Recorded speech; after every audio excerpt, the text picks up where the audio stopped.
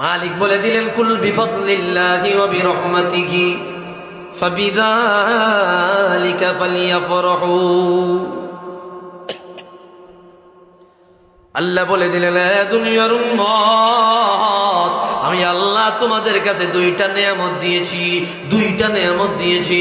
একটা নেয়ামত আমি আল্লাহ তোমাদেরকে কোরআন কারীম দিয়েছি, 2 নম্বর নেয়ামত আমি আল্লাহ তোমাদেরকে রহমত দিয়েছি। এই 2 নেয়ামত পাইয়া তোমরা আনন্দ প্রকাশ করো, খুশি প্রকাশ করো, আনন্দ উল্লাস করো, খুশি প্রকাশ করো। 1 নম্বর নেয়ামত কোরআন, 2 নম্বর নেয়ামত হইল রহমত। এইবার আমারে বুঝায়া দেন, ফাআইয়ু আযমু রাহমাতিন মিন রাসূলিল্লাহ, রাসূলুল্লাহ তুলনা আসমান জমিনে বড় কোন রহমত আর আসেনি। জোরে কোন আসেনি? নবীজির চাইতে বড় দয়া, বড় রহমত আসমান জমিনে আর একটাও নাই।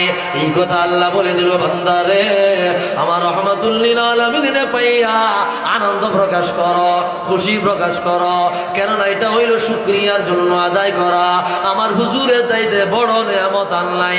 আর নেয়ামতের শুকরিয়া আদায় করা আল্লাহর আদেশ। আল্লাহ অপর আয়াতে বলে দিল, লা ইন শাকারতুম লা আযীদান্নাকুম ওয়া লা ইন কাফারতুম ইন্না আযাবি লাশাদীদ।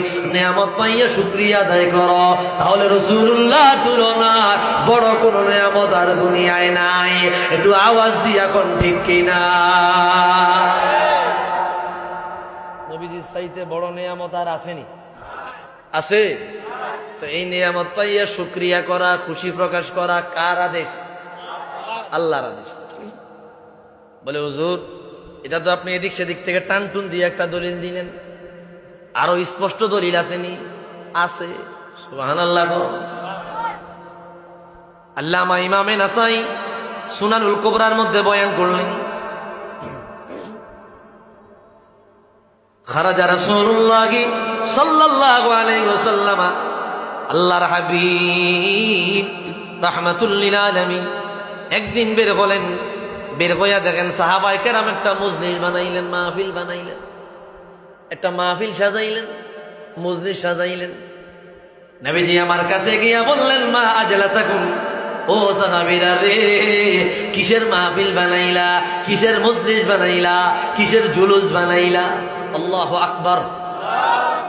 এরকম মজলিস বানায়া শত শত সাহাবী শুনতেছে, একজন ওয়াজ করতেছে।